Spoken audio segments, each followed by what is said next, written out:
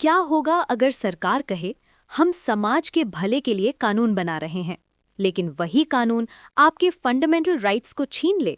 तब कौन जीतेगा, आपके अधिकार या समाज का हित? यही है भारतीय संविधान की सबसे बड़ी टक्कर, fundamental rights versus directive principles. और आज हम इसे समझेंगे केस लॉज के साथ, कहानी की तरह और पूरी क्लैरिटी के साथ। नमस्कार दोस्तों, आज का ये मास्टर क्लास आपको पॉलिटी का वो कॉन्सेप्ट समझाएगा जो यूपीएससी, एसएससी, जुडिशरी हर एग्जाम में बार बार पूछा जाता है। Fundamental rights part 3, directive principles of state policy part 4 और सबसे इम्पॉर्टेंट, इनके बीच का कॉन्फ्लिक्ट और बैलेंस। सबसे पहले फंडामेंटल राइट्स, इन्हें समझो ऐसे, ये आपके लीगल वेपन्स हैं स्टेट के खिलाफ। इनकी खासियत जस्टिसिएबल, एनफोर्सेबल, डेमोक्रेसी की backbone. Examples: right to equality, right to freedom, right against exploitation, right to constitutional remedies. अगर सरकार आपके राइट्स तोड़े, आप उसे कोर्ट में चैलेंज कर सकते हो। लेकिन प्रॉब्लम तब शुरू होती है जब समाज के भले के लिए सरकार को कुछ ऐसे कदम उठाने पड़ते हैं जो कुछ लोगों के राइट्स को अफेक्ट करते हैं। अब आते हैं डायरेक्टिव प्रिंसिपल्स डीपीएसपी पर। इन्हें समझो, ये सरकार के लिए मॉरल इंस्ट्रक्शंस हैं।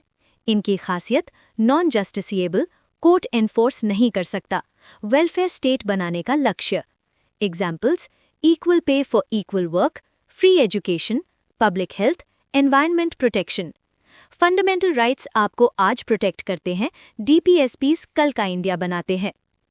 सिंपल एनालॉजी: फंडामेंटल राइट्स मुझे मत छुओ, डीपीएसपी सबके लिए अच्छा करो। अब शुरू होती है असली कहानी, courtroom drama. Case 1, state of Madras versus Champakam दोराईराजन।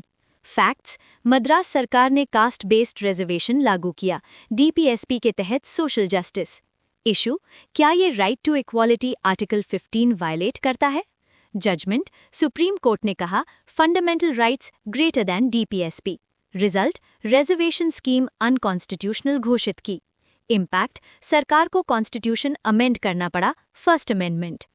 Case 2, Golaknath versus state of Punjab.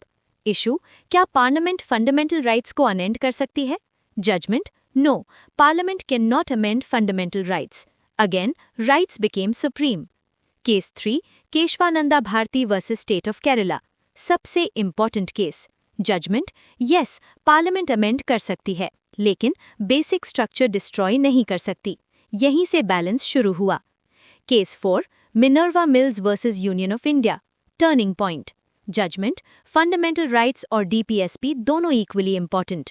Court ने कहा अगर बैलेंस बिगड़ा, कॉन्स्टिट्यूशन फेल हो जाएगा। Indian constitution is a balance between individual freedom and social revolution. आज के इंडिया में ये कैसे दिखता है? Right to education article 21A DPSP से फंडामेंटल राइट बना। Environmental laws DPSP plus right to life article 21।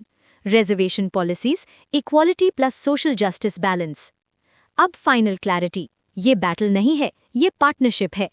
Fundamental rights equal to individual protection, DPSP equal to social transformation.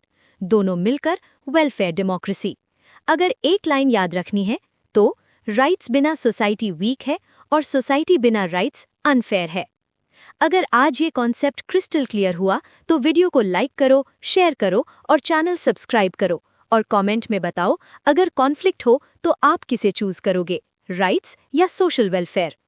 Constitution सिर्फ कानून नहीं है, ये इंडिया का विजन है।